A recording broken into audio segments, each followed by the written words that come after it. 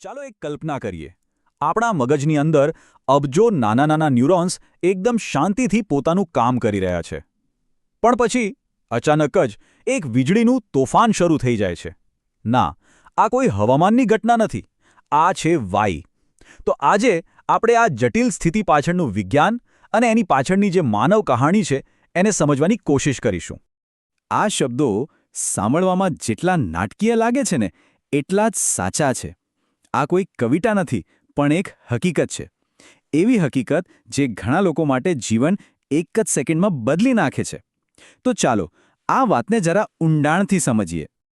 તો આપણી આખી વાત શરૂ થાય છે એક એવી જગ્યાએથી જ્યાં કોઈએ સપનામાં પણ વિચાર્યું નહોતું કે આવું કંઈક થઈ શકે છે.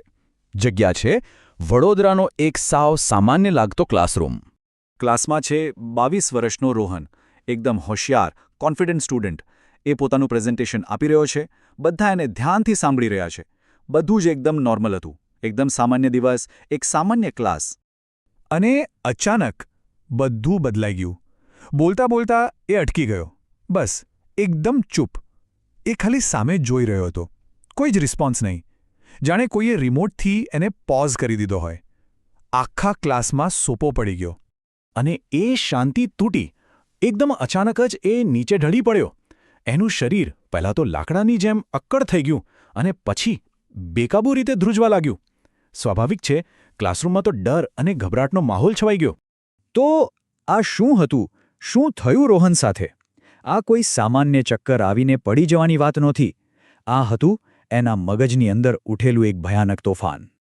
તો ચાલો રોહન સાથે જે થયું એને સમજવા માટે આપણે સીધા એના મગજની અંદર જ જઈએ અને જોઈએ કે આ વીજળીનું તોફાન આખરે છે શું. જુઓ, આપણું મગજ એટલે અબજો નાના નાના કોષોનું એક નેટવર્ક, જેને આપણે ન્યુરોન્સ કહીએ છીએ. આ બધા એકબીજા સાથે ઇલેક્ટ્રિક અને કેમિકલ સિગ્નલથી વાતો કરે છે. હવે આ વાતચીતમાં બે મુખ્ય ખેલાડીઓ છે. એક છે ઉત્તેજના એટલે કે એક્સિલરેટર અને બીજો છે અવરોધ એટલે કે બ્રેક. એક નોર્મલ હેલ્ધી મગજમાં આ એક્સિલરેટર અને બ્રેક વચ્ચે એકદમ પરફેક્ટ બેલેન્સ હોય છે. ગાડી સ્મૂથ ચાલે છે. પણ વાયની સ્થિતિમાં શું થાય છે? આ બેલેન્સ બગડી જાય છે. એક્સેલરેટર પર પગ દબાઈ જાય છે અને બ્રેક કામ કરતી ઓછી થઈ જાય છે. પરિણામે લાખો કરોડો ન્યુરોન્સ એકસાથે એક સમયે કંટ્રોલ વગર ફાયર થવા લાગે છે. એક ચેન રિએક્શન જેવું. ન્યુરોન્સનું આ જે એકસાથે કંટ્રોલ વગરનું ફાયરિંગ છે ને, એને જ મેડિકલ ભાષામાં સીઝર કે પછી આપણે સાદી ભાષામાં કહીએ તો આંચકી કહેવાય છે. અને આ જ છે એ મગજનું વીજળીનું તોફાન જેની આપણે વાત કરી રહ્યા છીએ. તો સવાલ એ છે કે આ મગજની અંદરનું તોફાન બહારથી કેવું દેખાય છે? આને સમજવા માટે ચાલો આપણે ફરીથી રોહનના ક્લાસરૂમમાં જઈએ અને જે થયું એને સ્ટેપ બાય સ્ટેપ સમજીએ. રોહનના ક્લાસમેટ્સે જે જોયું ને એના મુખ્યત્વે 3 ભાગ હતા.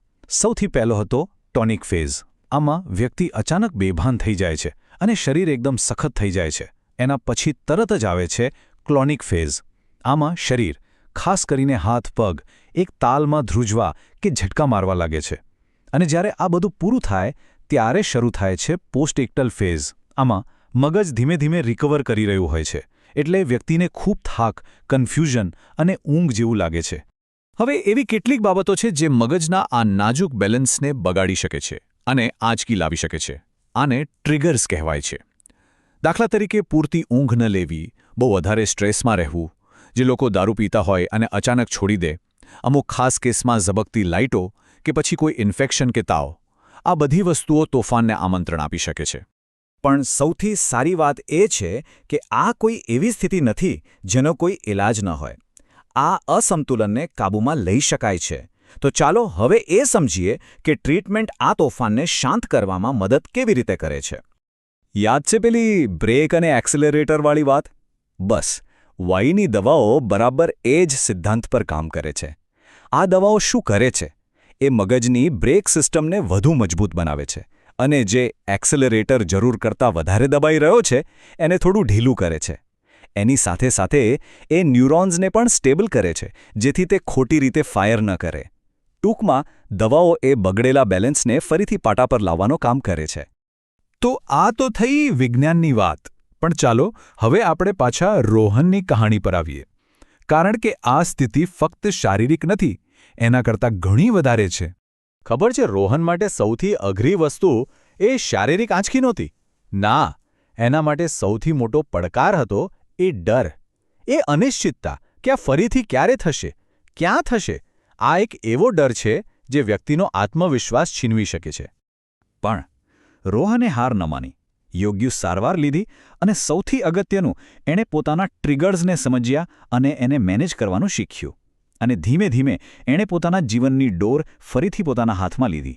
એની કહાણી આપણને બતાવે છે કે આ સ્થિતિ સાથે પણ એક નોર્મલ અને સક્રિય જીવન જીવી શકાય છે. એટલે યાદ રાખજો, ક્યારેક જે વસ્તુ આપણને બહારથી એકદમ અસ્તવ્યસ્ત અને ડરાવણી લાગે છે, એ હકીકતમાં અંદર ચાલી રહેલી એક લડાઈ હોય છે. મગજની, પોતાના પર ફરીથી નિયંત્રણ મેળવવાની લડાઈ.